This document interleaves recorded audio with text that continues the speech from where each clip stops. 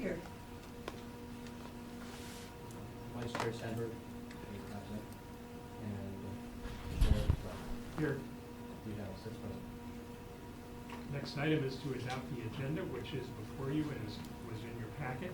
Is there a motion to adopt the agenda? So moved. Moved and seconded.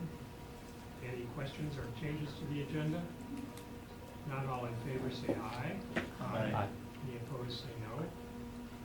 Last time we had a meeting was May 16th, 2022. So almost 2 years ago, which is basically when we tabled this question because of the difficulties given state law. So we have minutes from May 16th, 2022.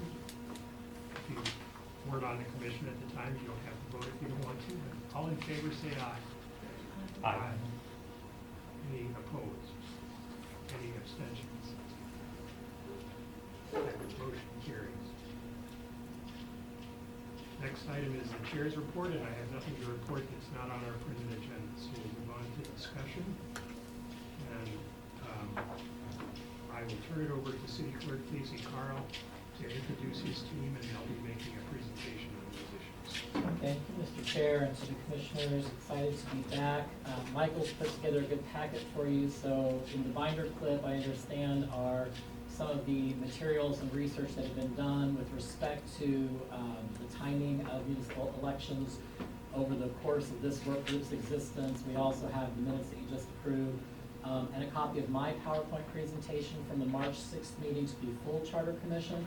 At that time, I provided a high-level summary of where we have been and where we are today. And in response to the Charter Commission's direction to this work group, we have with us our leadership from the Elections and Voter Services team to give us a deeper dive into all of those topics, and hopefully have a printed copy of their PowerPoint for today. It looks like what's on the screen in front of us. And they're here to go through that. We are lucky to have Katie Smith, who is the Director of Elections and Voter Services, and John Martin, who is the Deputy Director. I think it would be helpful, there are sort of natural sections in their presentation around certain topics. And so I've asked them to sort of get through the topic and then pause for any questions about that topic before we proceed. Certainly at the end of the meeting, we can open it up to whatever questions the commissioners have before we get into the next step. So I will turn it over to Katie and John for their presentation. Good afternoon. It's nice to meet all of you. My name is Katie Smith. I am your Director of Elections and Voter Services here at the city. For anyone who doesn't recognize me, I started here at the city at the end of 2021. Prior to that, I worked in Olmsted County and the city of Rochester and did elections work there. So I have some elections expertise from before here, and you might hear a mention of it as we discuss the idea of moving even in municipal elections. But I'll turn it over to John to start because he has a lot of statistical data that's provides some context and some relevance to the section.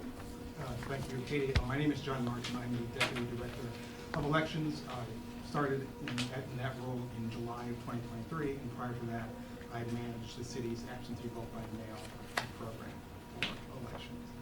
So, as Katie said, we put together a more in-depth presentation, and first is some additional statistical analysis which adds on to what Clerk Carl showed you at the full Charter Commission meeting. So this slide here is we mapped out municipal turnout for our last municipal elections for the last 20 or so years, from 2001 to 2023, our most recent election. So we have 3 data points here. The orange line is the citywide turnout for those elections. The line below the orange line is the turnout only for Ward 5, and then the line above the orange line is the turnout only for Ward 13. The reason why we chose Ward 13 and Ward 5 is historically Ward 5 has been the city's lowest turnout ward, and Ward 13 has historically been the city's highest turnout ward. And you see there's been about a gap of anywhere between 15 and 35% turnout gap between Ward 13 and Ward 5. So this is a table which adds on to what Clerk Carl showed in the prior meeting. It shows the analysis of potential impact of moving the municipal elections from the odd year to the even year. In the blue, we have turnout for our presidential elections from 2020 back to 1992. In the white, we have our municipal level turnout from 2001 to 1993. And in the green, we have our gubernatorial level turnout from 2022 to 1994. As you can see, in both the presidential year and the gubernatorial year, there is higher turnout than our municipal elections. So we thought that if we were to shift the municipal elections to an even year, there's been research that has consistently shown that there's about a 30% drop-off or roll-off from voters who are voting a ballot on an even year, and there's a roll-off of 30% of folks who do not get to the municipal level races either on the back or the separate page of the ballot. So we wanted to then estimate turnout accounting for that 30% roll-off in our even years, and that's what's shown in the columns that say estimated roll-off. So even accounting for that estimated roll-off, the level of participation is either roughly at or above the current level of municipal turnout in a citywide situation. And we added the elections that we added were, we wanted to add on some non-RCV races in for municipal elections. So prior to 2009, the city didn't use ranked choice voting for its municipal elections. So the elections in 2005, 01, 97, and 93 are non-RCV municipal races, and even the roll-off is still roughly higher even with our non-RCV races. This is just a chart which graphs those numbers out. The red line is our municipal election turnout. The blue line is the presidential turnout on the left graph, and the blue line on the right graph is our gubernatorial turnout. And that gap between the red and the blue is an opportunity cost of voters that we are currently not reaching with our municipal ballot, but could potentially reach if the municipal election was shifted onto an even year. And the yellow line is projected estimated turnout with accounting for that 30% roll-off. So the gap between the red and the blue is pretty large, but if you factor in the estimated roll-off, that gap shrinks between the yellow and the blue. So you're potentially reaching a lot more voters who would otherwise not vote in an odd year, but because the election may be on an even year, you're reaching more people. So we also wanted to look at this now at the ward level as well. So just like the previous table, which was just citywide, this is looking at turnout specifically in Ward 13 for the last 20 years for both our presidential elections, our municipal elections, and our gubernatorial election. Ward 13 in 2020 had an extremely high turnout, 91% turnout in that particular ward. And Ward 13 tends to have turnout between very high 60s and very low 90s. So we looked at the municipal level turnout in Ward 13, and then we applied that same 30% roll-off to the even years. And just like the overall turnout citywide, the turnout with that roll-off accounted for in Ward 13 is higher in most cases than what was experienced on the municipal year.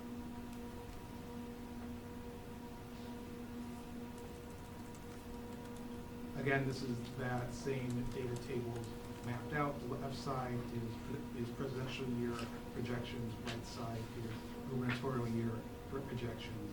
And you see that same gap between the current municipal level turnout and the current presidential year turnout. And the yellow line being the turnout estimate shrinks that turnout gap and adds in a lot more people who would potentially be able and interested to vote in a municipal level races. And lastly, we did the same analysis in Ward 5. Again, these turnout levels, as you can see, are much lower than in Ward 13. However, the same result is true both citywide in Ward 13 and even in our lowest ward, that the turnout accounting for the 30% roll-off in an even year is still higher, in some cases, a lot higher than the base turnout in a odd-year municipal election. Yes? Oh, Mr. Chairman, just to clarify something for me, on the chart, this one, the estimated roll-off, is that the number that, the net number of people that went down the ballot? So you had, in 2020, in the presidential, 81%, 81.3, and then it said estimated roll-up. I'm trying to figure exactly what that represents. Is that, so there would have been after the roll-off, 56% participated, is that? Correct, okay. yes. Yeah, So it doesn't mean roll-off is 56%. No. Okay, so it's the 40, 44, 43%. Okay, perfect, thank you. And this last graph is just the Ward 5 table mapped out. I could just ask you another, just really basic question about the roll-up. Just explain that a little more. Are you saying that the people who are in that roll-up, what are they not doing Sure. as the ballot goes down? Sure. So the people in that 30% roll-off, they're voting for president, they're voting for Congress, they're voting for Senate, but they may not be voting for municipal races because they are further down the ballot. And they might be, and so the further down a race is on the ballot, the less likely someone is going to vote on that race, whether it's that they really just only care about the top of the ticket, or because the ballot is so long and there's so many race cases that they just don't wish to pursue further down that ballot. But that doesn't in any way measure, for example, the people who come out to vote in odd years. Maybe we could just make some sort of general presumption that they are coming out because they know about these candidates and want to vote in this odd year election. Yeah. Fair enough? Mhm. The people who are coming out in the even year elections, because they're focused now on the president and governors, that may not mean that their interest level in those lower elections, their education about the candidates and stuff, would be any greater. Commissioner, this sounds like discussion. Well, not this just a question, is that, this isn't concerning any of that, correct? Are we gonna talk about that? Or has your research gotten into any of that? I've got a slide about what can we do about gaining interest in down ballot voting. Okay. And we've had some conversations with jurisdictions in other states that have multi-page ballots and discussed with them, like, what are you experiencing or seeing? And they have validated that about a third of the people that vote, maybe 30%, like what John's showing in the graphs, they only complete the top of the ticket. It's still an increase between an odd year off-cycle municipal and the municipal races on the even ballot. There's still an increase in the percentage of turnout in municipals, but it is about a 30% roll-off compared to those even year presidential, gubernatorial items for use on that ballot. So I'm gonna remind everyone of Casey's comment that we should let them finish a segment before we get into questions. We just sort of seem to jump into questions. Sorry. Why don't you go ahead with the presentation and let us know when you're ready for questions. We're getting ready to move on from this segment, correct? Correct. So this would be a good time, Okay. if there's questions about the chart, the data, stuff like that, this would be a good time. Yeah, I just have a question about how you measure, differentiate up ballot from low ballot. In other words, is the cutoff between, say, the statewide and national positions and local? And the reason I ask that is because there might be more voting for mayor than there are for other positions. And is that differentiated? No, and I think the real answer is it's been more of an art than a science, and it's not necessarily the same everywhere. All we have really is that information that we've gotten from the jurisdictions that we've interacted with that say, hey, we have an A card and a B card, we have a 2-card ballot, only A is coming back, so. And I noticed that for some years, it's much closer than others. For example, in 2021, when there was a hot mayor's race and ballot questions, the voter turnout was actually higher than the gubernatorial turnout in 2022, which was a sleepy race re-electing incumbents. So I also, Mr. Chair, to your point, Commissioner, I don't remember the specifics, but when we talked about this several years ago, we had some research done by the Humphrey Institute, if you recall, and I think Director Smith said this accurately. There's sort of anecdotal evidence, but not pure scientific data that shows this, that when a voter goes into the poll, or when they're at home voting, like the top of the ticket's gonna get the most attraction, no matter what year it is. But that there are specific races then down ballot, quote unquote, that grab attention. And that what grabs attention is typically, back me up here, a serious race, which I'm gonna say multiple candidates. So even down ticket, if there's a race that has highly competitive candidates, it's going to get more attention, even if it's down ballot. Ballot questions tend to get more interest. The more controversial a ballot question, more interest. And so the real estate, I'll use that term, meaning in terms of where a race or a question is, may have some impact, but just as important it is how competitive are the races in the ballot, how interesting or controversial are the questions to drive turnout, what are the candidates and campaigns doing to drive awareness. And so you might have it, let's just assume, as an example, we put, because of the opportunity cost in a presidential year, which is significant. Let's say that we move the municipal year into a presidential year. You could see a lot of turnout down ballot in the municipal races, but you might not see it, for example, in the BET. You might not see it in park board so much, although you might see it where there are some competitive district races, and maybe not so much in the at-large seats. You might see it in a handful of the council board offices where there's high competition, but maybe not all across the ballot.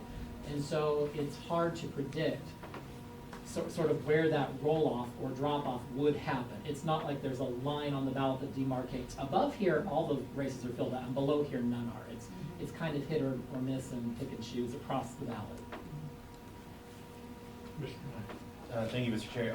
So just relative to turnout, and I appreciate seeing Ward 13 and Ward 5 compared to each other. Do we have research or an understanding as to why turnout is so vastly different between these two wards? I mean, I know I live in North Minneapolis, and it's a historically low voter turnout, but what I'd like to understand as we're having these conversations is why. Commissioner, I can take a stab, and Katie, John, if you have anything more to add. So we don't have, I don't believe we have really good data that shows particularly why certain wards have greater turnout. There might be a lot of reasons we all might put on the table for that.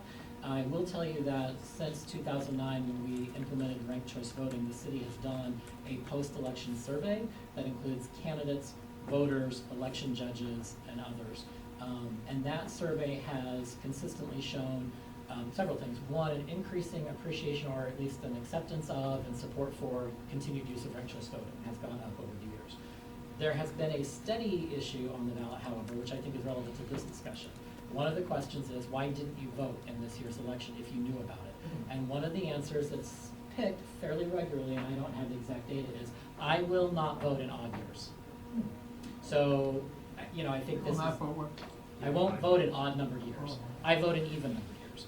And so that is a data point that we've gotten back in '09 and '13 and '17, the years that we've done the survey. There's a handful of people who just say, I don't pay attention in odd numbered years. I'm gonna pay attention when it's president and governor at the top of the ticket.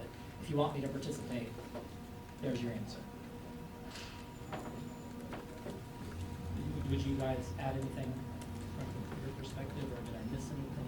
Do you think that would change, though, if you moved it to even years? Do you think those people who say, I don't participate in odd year, would be any more interested in municipal elections? I personally have no evidence that shows that's true. I think it could be true, it could not be true. It could just be one of the things that people tell us, why didn't you vote? Well, I'm now on the spot. I didn't vote, why didn't I? What's my reason, what's my excuse? Oh, it was an odd. I mean, it might just be that I'm not gonna vote no matter what. So I don't have any way of responding to that. Commissioner Kozak. In answer to Commissioner Nye, and this is only a suggestion, Yep.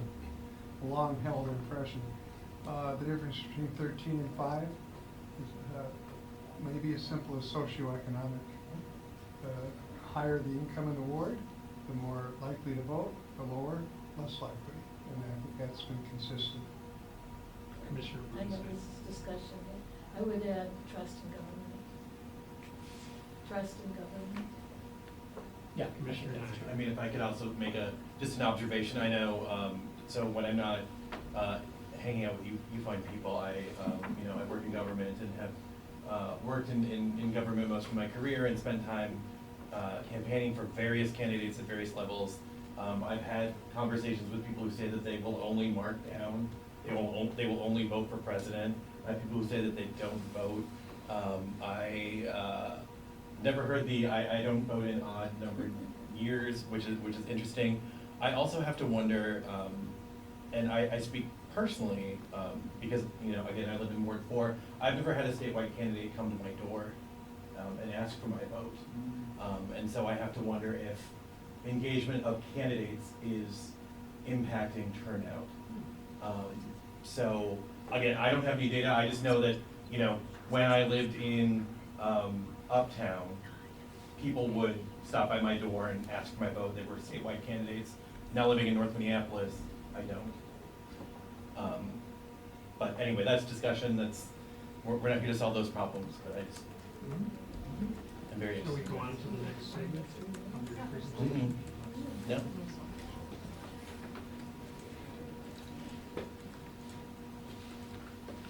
So as Clerk Carl had presented previously, there's several considerations when we start talking about transitioning from an odd to an even year. And predominantly it involves around, it's data take up a lot more ballot space. We're currently have statutory regulations that say we can only be on one ballot. But I wanted to also present just some other talking points that John and I developed about administrative concerns when it surrounds moving from an odd year over to an even year.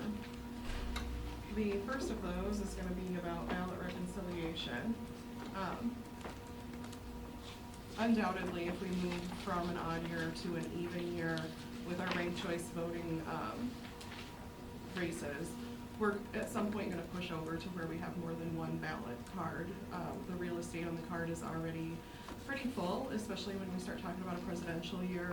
And with the ranked choice voting races taking up multi-column, we'll likely end up on 2 ballot cards. And the main issue with moving on to 2 ballot cards from our administrative perspective is the need to reconcile those at the end of the election.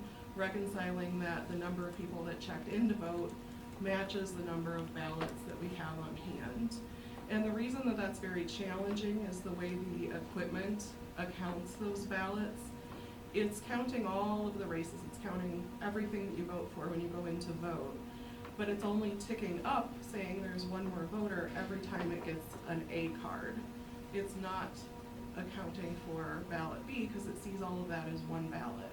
So the issue comes into play, what about if somebody doesn't turn in ballot card B, they only turn in ballot card A. And there's some options for how to mitigate that issue because, like as we've spoken with other jurisdictions, it's not just a handful of those. When we're talking mail ballots, we're talking a third of our mail ballots, ballot card B not coming back in.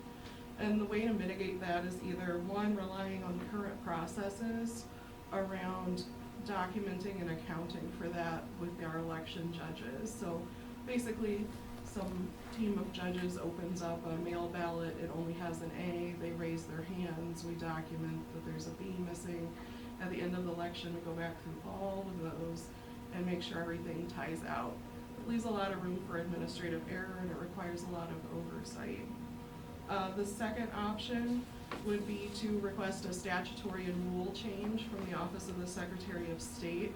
One of the jurisdictions that we spoke with in Nevada, they are allowed to duplicate any ballots that they receive that are short. So in lieu of just accounting for that, you would make the ballot whole. You would have a blank ballot card B and everything would tie out just in the same way that people are used to it, seeing those numbers tied out at the end of the election now.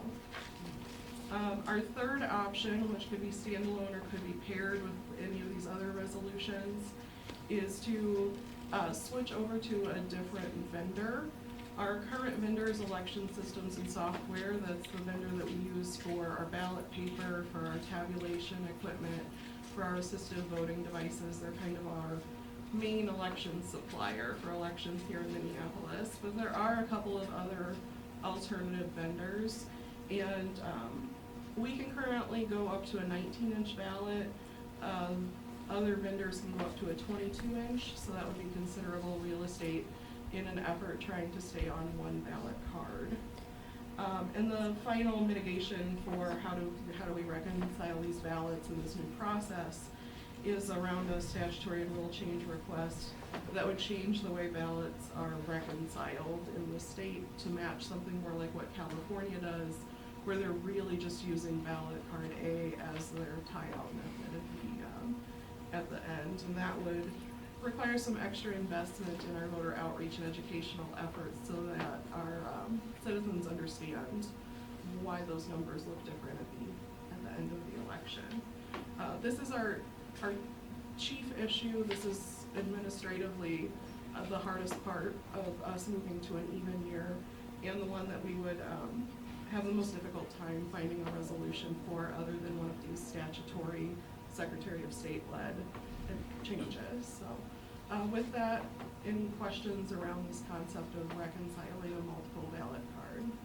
Katie, for reference, for those of you who may remember the 2013 election, we had 35 candidates for mayor that year, and we were pushed to our max because the rules require only one ballot card. Even though it was just a municipal election, 35 candidates for mayor, and the way that we have to roll out 3 columns across, we used the maximum size ballot card that was allowed with combination smallest font and thinnest margins. It was one of the toughest things we did because we couldn't have a second page. We made it work, but because if there had been, let's say, 45 candidates for mayor, we would not have had an option. I mean, we would have had to sought some relief from the state because of those limitations based on the paper size and regulations about that. So what Director Smith just mentioned is other vendors who have the ability to do a longer ballot would accommodate for us, even if we were staying in an odd year, so that we aren't limited by that paper size. So is the paper size issue statutory or just what the vendors offer? The software that lays out our ballot card is limited to 19 inches with our current vendor, so it's a vendor related. Okay, so there's no statewide regulation that says you can only have a ballot card that's 19 inches long? No, I believe the state's wording goes up to 21, but we could ask for the 22 to be allowed. Mr. Doherty? Is there any thoughts or looking at any of these reconciliation options that look at people's accusations of ballot fraud, of anything like that, or any of these more susceptible to those there's so many checks and balances in place that fraud itself isn't a concern, but I do think the educational efforts so that people understand either, like if you look at option 4, the numbers aren't gonna match up. Number of people that voted and number of votes on our municipal races wouldn't be equivalent. And I think that the educational piece of that would be very important so that our voters understand why and what our accounting practices are. Fraud itself, no. Appearance and what people are used to seeing, I think that that's the important differentiation between the options. Commissioner Kozak. When we discussed this very briefly a couple months ago, there's a bill going through the legislature that would ameliorate some of these problems. And I was trying to look it up. Where is how's the bill doing? I have a slide on them. They're both still in committee, but there's a companion bill, so it is in the House and in the Senate. And there is a lot of interest and conversation around it. So compared to prior years, I would say this year has the most steam and motivation behind it. Are the city folks that are over there, are they pushing for the bill? Yes, we've worked really closely with the Intergovernmental Relations Department and have submitted our support. Okay, thank you. I know it's passed through at least one committee, but from what I've heard, I mean, I think it has a good chance of passing. I was actually looking at the legislation, I have a copy, and it just says that, one of the provisions says that it must be on the same ballot card if possible, with ranked choice voting and non-ranked choice voting portions clearly separated. So, and this legislation would provide for more than one ballot card if it's necessary. Commissioner And, Rubinstein. Sorry. I just had a question as to the other side of the coin from Commissioner Doherty's question, which is if it were determined that we would need to switch vendors to have a different sized ballot, then do we get into that risk of people having less confidence in the machines? Because now we have very reliable, very good system. And would there be a concern that a new system wouldn't be as reliable? There are only 3 election vendors that are approved in the state of Minnesota. And they go through rigorous testing at both the federal and at the state level. The one that can lay out up to a 22-inch ballot is called HART, and it's actually what's used over in St. Paul. So I'm not concerned with the appearance of our equipment, our approved equipment. I do think that then it becomes a conversation of working either through our current Hennepin County contract, or how do we have a separate vendor than what Hennepin County is using, and what does that look like? So, All other issues. Thank you. Are there any other questions? Commissioner Smith, are you done? I'm good. Let's go ahead. The next item, I know that before my time, but I know in prior work groups there was discussion of having our regular races mixed on a ballot with our ranked choice voting races. And at the time, the assistive voting devices that can magnify, read out loud, has braille options, etc. Those assistive voting devices weren't able to handle a mixed ballot. They couldn't go from reading a column to reading horizontal and back again. Then 2020 happened, and we ended up with a special election that had to be incorporated onto a regular style ballot, which kind of begs the question, well, we were told that that wouldn't work, how did it just magically work? And I just wanted to provide an explanation of how exactly that ballot was laid out and why it worked in that one instance, but wouldn't work normally. And I'll preface all of this with everything I'm about to say is a moot point, because there was a new piece of equipment that was approved that eliminates this consideration entirely, but I just wanted to provide the explanation of the ballot to you. So the ballot that you see on the right-hand side is going to be what would be one of our normal examples of one of our ranked choice voting municipal election ballots. This is from November of 2021, And you can see it's the mayoral race, columns 1, 2, 3, council member race, columns 1, 2, 3. And the assistive voting devices would have been programmed to read this horizontally. So if someone was listening auditorially, it would have read their choice for mayor round 1, their choice for mayor round 2, etc. down the ballot. The one on the left is going to be that mixed ballot from 2020. And the reason that this worked is while it seems like it went from reading horizontally to reading vertically, it didn't. It was actually column reading this ballot. So it read the first choice for the special election for council member, and then it would have kept going down the column, but because of that particular ballot space that was available during that election, there was able to be this blank space below it. So there wasn't anything to get in the way. So then it went to reading the second column, and then the third, and then it read that school district office race. So it wasn't actually mixing its methods, it was reading it column style, and that's just a explanation for why it worked, but only in that one scenario. And I'll take any questions about the layout of that 2020 race and why it worked or didn't work. But that's not an issue now. Correct. And that was the Ward 6 special election that occurred at the same time as the state election. Yes.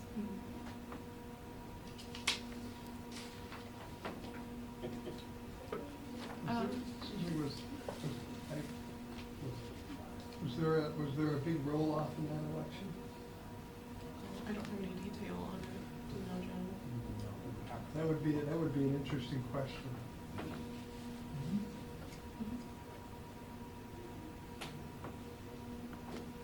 If you had two ballots, let's say, and let's say, I don't know if people in the ranked choice voting, if people screw up and vote for more than one person in one column, if it kicks it back, would a person have to go up back and fill out a whole new ballot on both cards? Or just one, do you know? Just to the card with the error. Okay. Could be spoiled Okay. and reissue Okay. just that card. Okay. Are there any other questions? Hearing none? The next item is certification of the universal tabulator. This is the piece of software that's able to tabulate ranked choice voting races. It's not currently certified in the state of Minnesota, so that's the reason for our municipal elections, that we have a manual process that we complete in order to tabulate our ranked choice voting rounds. So currently on election night, you'll see the results posted and winners declared for those races that don't have to go into ranked choice voting rounds of tabulation. And then there's a manual process that occurs in our office.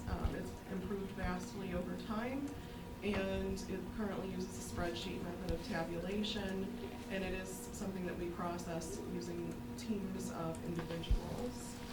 There's tabulation software that's able to complete that process instantaneously, but it isn't certified here. The RC tab is the name of that software. It has been tested and certified under the VVSG, which is the Voluntary Voting System Guidelines, which is a federal certification for that equipment.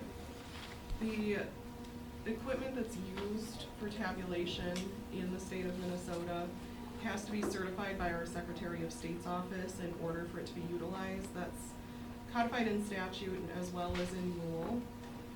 The issue remains that the Secretary of State's office, which is tasked with certifying that equipment for use, has to have a statute for them to certify it against. And since there's no mention of ranked choice voting within statute, they've been unable to offer us certification of the software. And it was found previously by our city attorney's office that this piece of software would in fact fit under the definition of election equipment, so it would have to go through that certification process in order for us at Elections and Voter Services to use it as our solitary method of tabulation. We currently use it as a secondary method just to verify what we have done using teams of individuals is accurate, and it has consistently produced the same results as what we've produced by hand. There is that local options bill that we mentioned earlier that would allow for ranked choice voting methods to be implemented and used by statutory cities. That bill itself, if passed, would provide the structure and statute that the Secretary of State's office would need in order to certify that equipment. It's also gonna create a lot of momentum and urgency for a piece of tabulation equipment that can complete that. And it's also gonna push for statewide standardization by the Secretary of State's office as additional cities start utilizing that voting method. And I'm happy to answer further questions on that. Can I jump in here really quick? Of course. So between the last slide and this slide, you may remember when I discussed this at your March 6th meeting, the universal tabulator was developed by a group of, data scientists, computer technicians, and election officials who are interested in ranked choice voting. They formed a group called the Ranked Choice Voting Resource Center, the RCVRC. And that group used our 2013 election, those 35 mayoral candidates, as their test deck to constantly test and refine their system, that universal tabulator. That universal tabulator, as Director Smith just mentioned, we have used, not as our primary sorter, but once we're done with our work, we've run our data through that to go, did it get the right result? Yep, sure did, consistently. If this local options bill were to pass, and again, we think it probably will, there's evidence to say that it has a lot of support. If it were gonna pass, this is probably the year. If that passes, now not only charter cities, but statutory cities could choose to use ranked choice voting for their local elections. And they would be able to do that in odd or even numbered years. There is now a statewide impetus to require the state to, first and foremost, come up with uniform standards for conducting RCV elections, which are not in place right now. That only stands to benefit the city of Minneapolis, that there are consistent standards across all jurisdictions that we can point to. It also heightens the sense of urgency to get this equipment certified that cities could use immediately. And so, as the city that's been doing this the longest, this is a good thing for us in terms of both the opportunity to use equipment that is on the marketplace, has been federally certified, but doesn't have the state certification simply because we don't have anything in statute about ranked choice voting today. So has been federally certified, has been tested, we've shown that it works consistently and works well, gets the results that we get with a hand count. And it would allow us then, if there were this momentum around even years, an easier move for us because the equipment that would be essential for us would be there. So these two slides, to me, sort of go hand in hand. Any questions? No questions. Let's go ahead. The next item that we wanted to provide as much detail as we can on is what's the cost savings between moving from having our standalone odd year election compared to having that be on an even year ballot. And it is a bit of an art versus a science, but we have some idea of projections for it. Right now, a municipal election costs about $4 million. That figure is based on our previous 2 municipal elections. I anticipate there's gonna be some considerable growth to that, especially since in 2023, the legislature passed a new piece of legislation that allows for an automated mail ballot list that I think is gonna give exponential growth to our mail balloting program area. And our overall cost savings of moving from an odd to an even year isn't just a complete elimination of that $4 million. I'm guessing it's gonna be somewhere in the $2.5 million range by not having that election every 4 years. So $2.5 million every 4 years.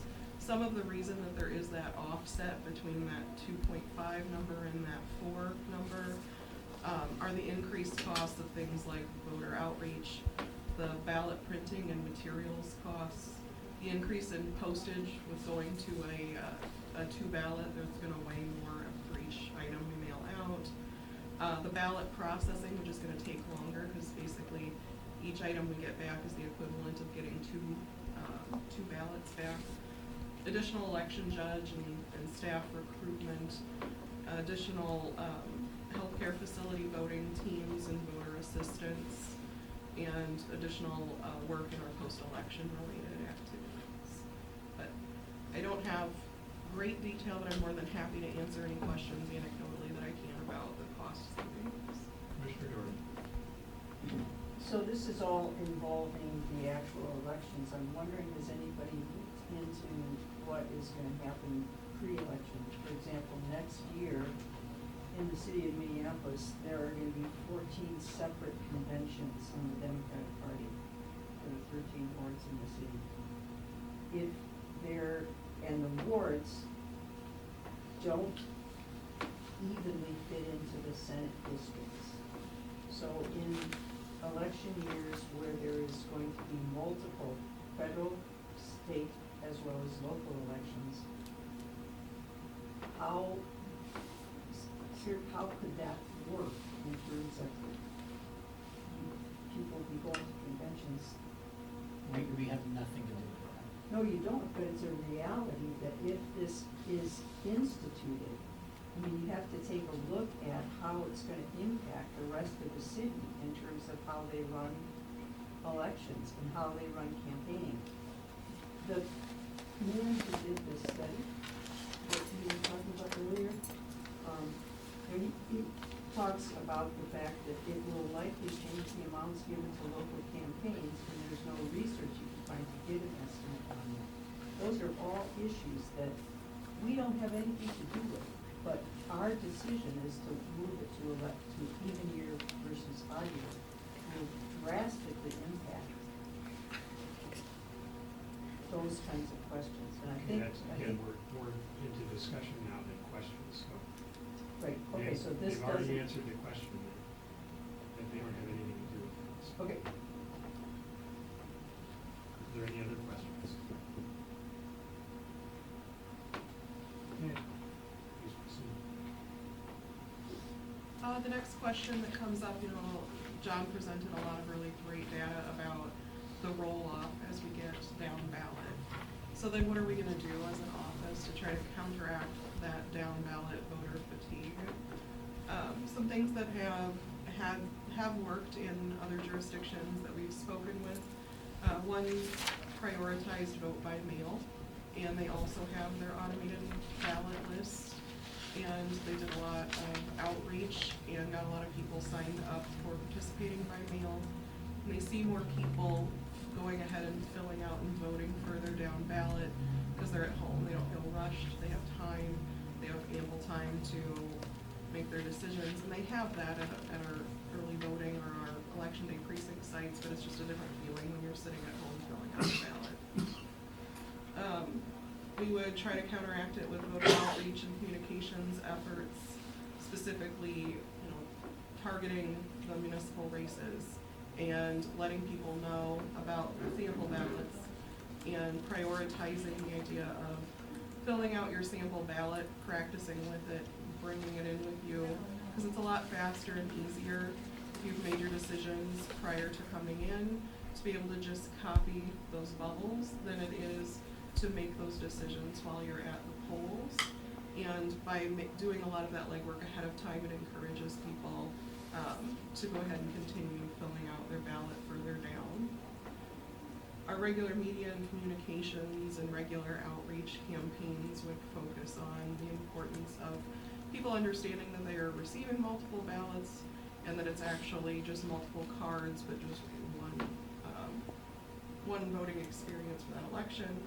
And then we also do a lot of support and communications with our local candidates when they file for office, and we send out regular communications to them. So another method of trying to counteract that down ballot voter fatigue is just providing that communication and those talking points on the importance to our local candidates when they're filing for office and throughout the race. And more than happy to answer any additional questions on that topic. Commissioner Rubinstein. Thank you, Mr. Chair. In one of the studies that were provided to us, it addressed ballot fatigue. And one idea that the authors had was random placement of questions or names on the ballots, so that, you know, people weren't voting for the first candidate on the list, or, you know, or moving if there were ballot questions, moving them around so that they wouldn't be at the very bottom of the ballot, that sort of thing. And that sounds like a great idea, but I wonder if there's any possible way it would be feasible to print ballots that, you know, ended up being random like that. It is identified in statute, the regular order of races, so it has to go federal and then state and et cetera. There is also definition already in statute about the required rotation of names within the race itself, so that the same person doesn't always show up on the top of every ballot across the city, for instance. And doesn't the new local choices bill say that the ranked choice voting and traditional to be separate? It does. So you couldn't mix them up. So you can't, yeah. Commissioner Koza. My question is answered, but one of the most important things that Martin Sabo did when he was Speaker of the House, he changed the order of President, Governor, Senator, no, President, Governor, and then state legislature before Congress, and that was to get people to vote for the legislature. So placement does matter. Commissioner Dory. Have you looked at all, or have you seen anything in terms of looking at the jurisdictions where they have done this, where they have moved to single even years? Does the voter fatigue increase at all over 30% because of the length of the ballot? I don't have good data other than just that generic 30% roll-up estimate. Commissioner Knapp. So I'm going to preface this by saying I'm not advocating for what I'm about to ask in my question, but I have friends who live in Australia, and in Australia it's compulsory. You have to vote. In the research that you all have done, did you look at what voter fatigue and any other issues with compulsory voting? Again, not saying that I'm advocating that we make Minneapolis a place where you have to vote, but I'm just curious. No. Okay. No other questions? I'll let John hop back in because he found an answer to your earlier question. So Commissioner Kozak, you asked what the roll-off was in the 2020 primary. I think it was about 3.5%, 8,046 people cast a ballot in Ward 6 in the 2020 primary, and then 7,746 people actually voted in the Ward 6 council special election. So about Minimal drop off. Yes. Roll off. Thank you, that's helpful. Are there any other questions? I know the clerk circulated, was it earlier today or yesterday, the list of possible dates for our next meeting. Oh, did you want to finish it? Oh, I thought we were done, I'm sorry. I have just a couple more, that's okay. Just to summarize, our biggest hurdle still revolves around ballot reconciliation. We have reached out to other jurisdictions. I've spoken with Clark County in Nevada and San Diego County in California as examples of what do we do, how do we counteract that, how do we administer it.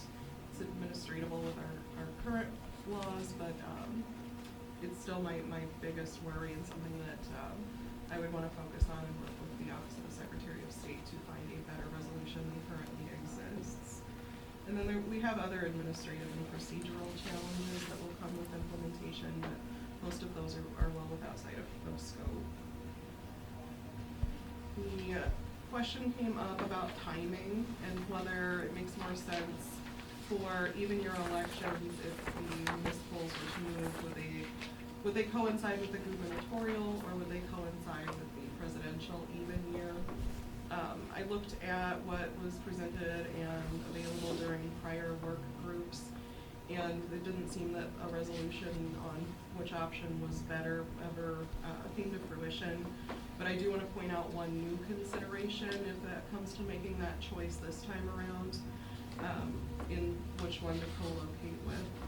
And that is the fact that we have that automatic mail ballot list, so anyone on that list is just gonna automatically receive a ballot for every election. And the complexity that comes with that process and the presidential nomination primary, because for the presidential nomination primary, when an individual goes to vote, they have to select which party's ballot they would like to receive. Since we don't actually have party registration in the state of Minnesota, whenever someone votes is when they make that selection, or whenever they request their ballot is when they make that selection. For people on the automatic list, they haven't made that selection yet. The way that I project the Office of the Secretary of State's gonna implement that in 2028 is similar to what they do in their mail ballot precincts out in the counties right now. And that is to mail all of the ballots for the major political parties, and then the instruction to voters is to only vote one and mail that back. And if they mail back more than one, it will not count.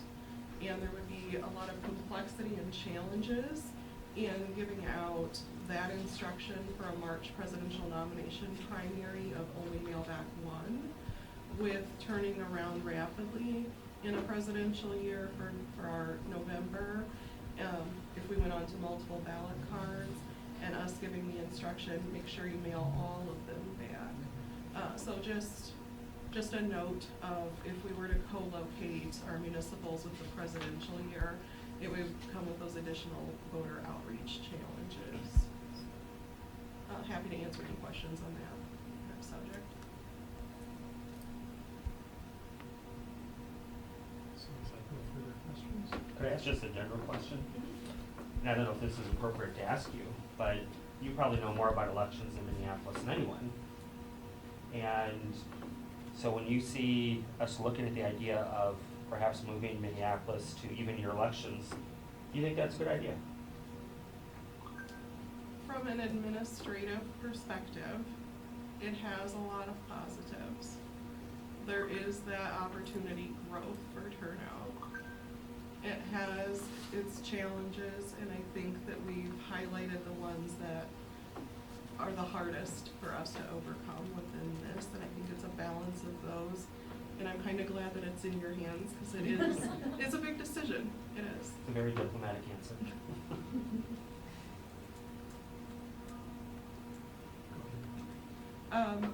Another item that came up is, do we need any new equipment? Is there anything that would support this work in an even year with the complexity, especially of the two ballots? One is we have to replace our assistive voting devices. Those are the ones that can read the ballot to you, that can zoom in on the ballot. It's the reason that this kind of wasn't able to move forward last time. It's the reason we had all of that discussion about the 2020 special ballot and the column reading. So there is a new piece of assistive voting that our vendor supports, and it passed the legislature with approval this past year. The main difference in it is it has a skinnier ballot card than a regular ballot card. It prints out the selections versus printing out the full ballot and then marking the selections. It's called the Express Vote, and Hennepin County did a trial of it during their presidential nomination primary and their two special elections they're currently having. And then we're going to do a pilot of it for our August primary, and there's a potential Q4 of this year rollout of that device. But that is a new piece of equipment that would be required for us moving forward with the change from odd to even. There is not currently an all-in-one tabulation solution for the ranked choice voting races. So you can't just purchase new tabulators that you're used to in the election precinct and have it print out results at end of night. It has to be done using the RC Tab software that we're hoping will get approval this coming year. And challenges in the way multi-seat tabulation with ranked choice voting has to occur make the possibility of that in precinct tabulation equipment really less likely in the near future. So I see that RC Tab that we already have as being the solution as far as tabulation is concerned. And then the other piece of equipment, so we have to do the tabulation side of RCV. It's also our responsibility as the local jurisdiction then to display winners on our website and to host those results for our local races, for our ranked choice voting tabulation rounds. In such, John and I have already met with vendors and been talking about opportunities for reporting technology and visual displays. So that is something that doesn't currently exist, that we'd have to work with a vendor to create something unique for Minneapolis that would be a good new equipment companion piece to this tabulation software. Happy to answer any technology or equipment related questions. Thank you, Mr. Chair. What is the cost for the new assisted voting devices? It's a pass-through cost from our Hennepin County Okay. contract at this time. So long as we are still a part of Hennepin's equipment system, it's not gonna be something that's gonna be seen to the city. Okay, and then just to follow up, so for the new equipment needs, do any of these come with a cost to the city itself? Yeah, just the third option of having a visual display Okay. technology on the post on the website. Do you know how much that would cost? No, because it doesn't exist yet. It's Okay. just something we've had preliminary discussions of. Is this something someone would be willing to build for us? So.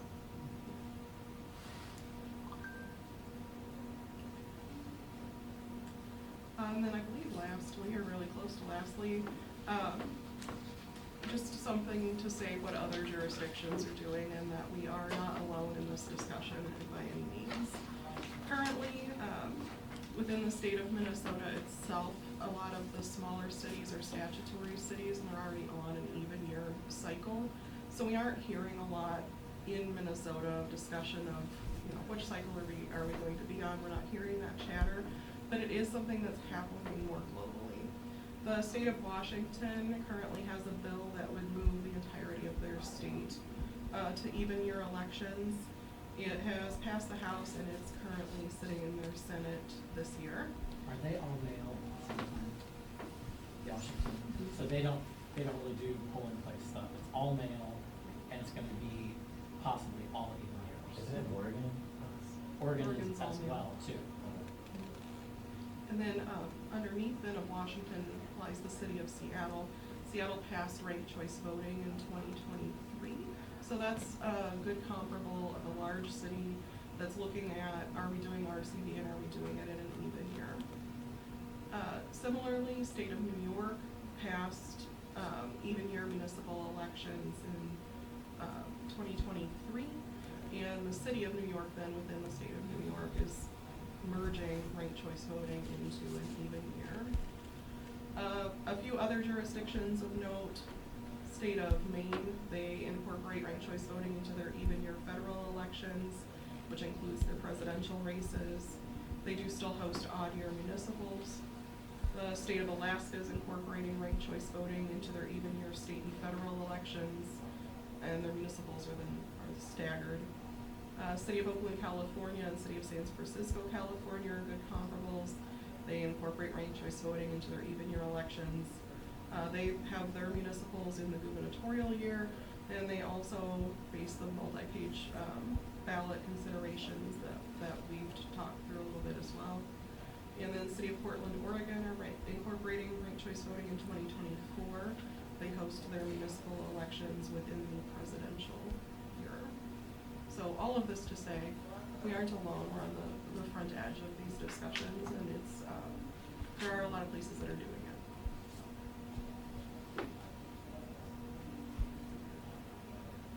Katie, do you mind if I take the last slide? So this last slide is really about the process if you choose to go forward at any point, whether that's this year, next year, whatever. The next step being if that trigger is pulled. The statutes provide for this process of how you move from an even to an odd, or from an odd to an even numbered municipal year. The center column there really talks about the pieces that would be part of the amendment. Specifically the amendments dealing with the timing of elections, and then the question, what it requires for passage of the ballot. I would hearken to number 3, because we talked about 1 and 2 in my presentation in March, but there was a question about what happens if the voters, if it goes to the ballot, the voters say yes by a majority, what next? And so back up a piece, this body would have to, as part of its proposal, provide the transition. So the statutes require, as it says in number 3, the 180 days notice before the effective date of that election.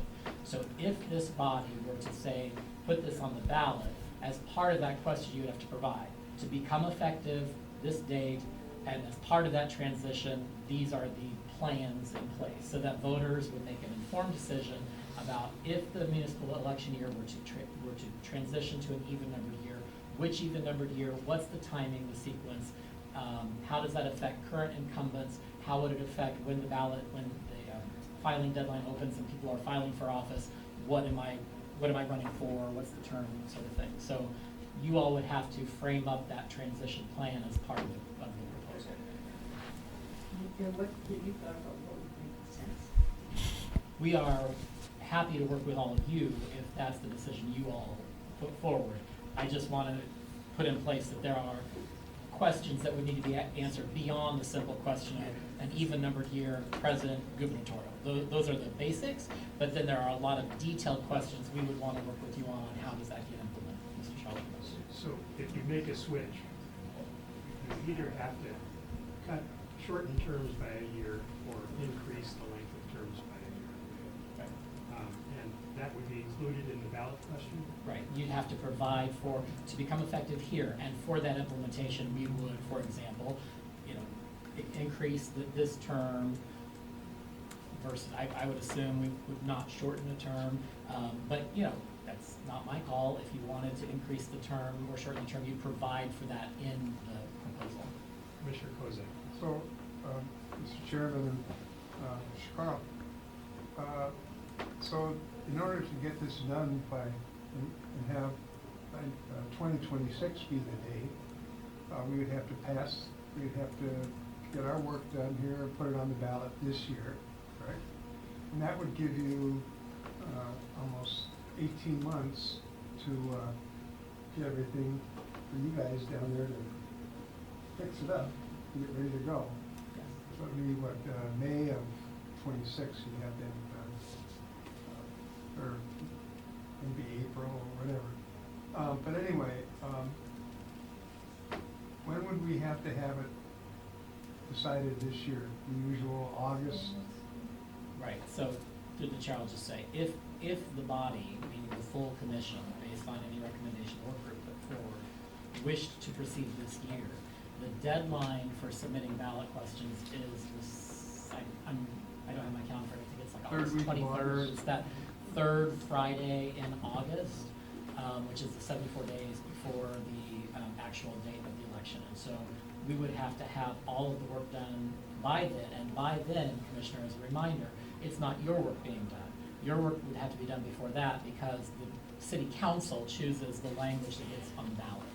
You formulate the proposal, the council formulates the ballot question language. And so you still have to give time for the council and then the mayor to agree on a resolution that is the language of the ballot presented to the voters. Commissioner Rubenstein first. I'd like to back up just slightly.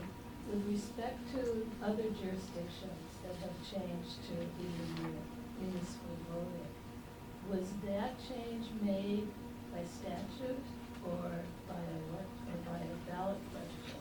Both. And, because I think it would be really interesting to know where this question appeared on the ballot and what the campaign, and also wherever it was defeated if it was.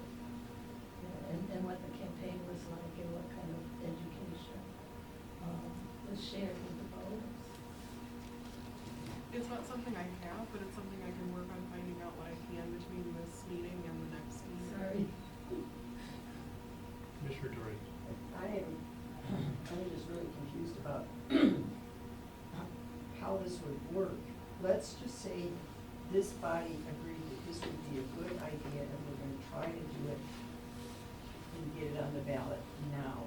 If we did that and joined and decided pursuant to our suggestions here, that merging with the gubernatorial election would make more sense and be more simple in terms of balloting. If we did that, the governor's up for election again in 26.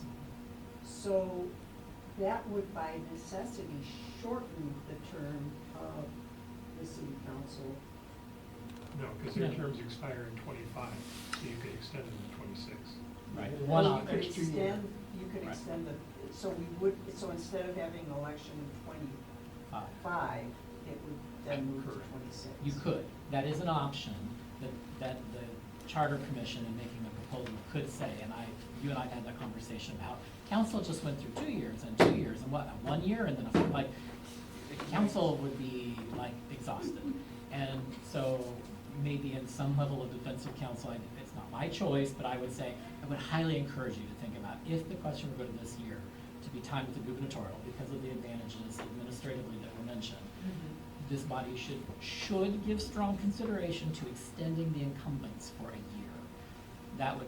That would all be part of the plan voters would approve. So then that would have the effect of canceling the next election in 2025 and moving it back a whole year to 2026. And when would the voters approve it? In November of this year, if that went this year. So your question predicated on, if we did that this It year, would have to go this year. if you submitted it this year, but because we know there's a next election next year. Yes, that So, makes sense. so if you did it this year, I would encourage you to think about, the transition would include a plan to notify all voters with that 180 days, notice the number 3 there, that we are canceling the 2025 regular election and moving that whole thing into 2026, thereby extending the incumbent term for 1 full year. So, just a follow-up question to that, in terms of all of the work that needs to be done, would it make more sense to look seriously at the next gubernatorial election? Or, I mean, just from an administrative standpoint? It could certainly be beneficial. Katie, I'll just say this, and then you can say whatever. I think that also gives extra time, and I hear you say that, and we always appreciate extra time to get things right, especially with elections. If you did that, though, you would still need, as part of that plan, to adjust for some, between now and not the 2026, but the 2030, you'd have to adjust for some 2-year term in there, or a 3-year term somehow. There'd be an odd number to get onto that next gubernatorial. We would. Yeah. In fact, that would extend then, instead of extending the shorter term, it would extend a full term. Right. You'd have to do some kind of a accordion effect, you know. Are there any other questions? No discussion. No, this is quite, just to clarify something, we are only talking about mayor and city council, correct? So park board would, We're talking the municipal ballot, which would be the mayor, Park 13 board ward and- offices, 6 districts, Yeah. 3 at large, and 2 BET. okay, all right, Yep. just wanted to check. Wouldn't that. really make sense to Yeah, I know. switch everything and just have the BET. Commissioner Rubinstein. Then where's the school board? School board is, It's it's already- already in even years. Okay. They're on their own. Content black. They're technically a creature of the state. We do administer their elections for them.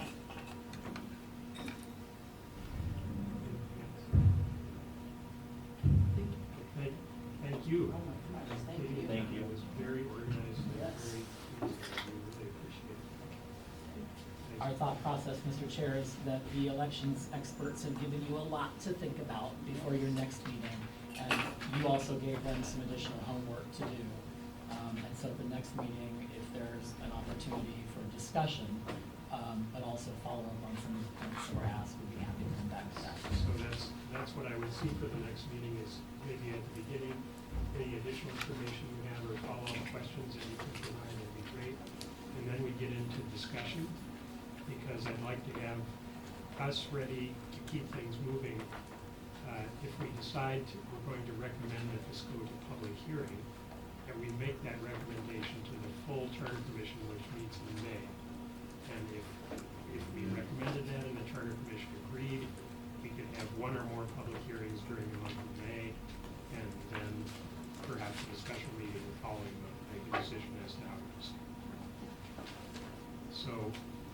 clerk did send out an email asking people for their preferences of next meeting, and we gave about 5 or 6 choices.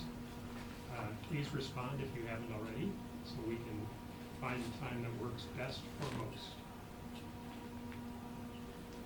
Anything further to come before us today?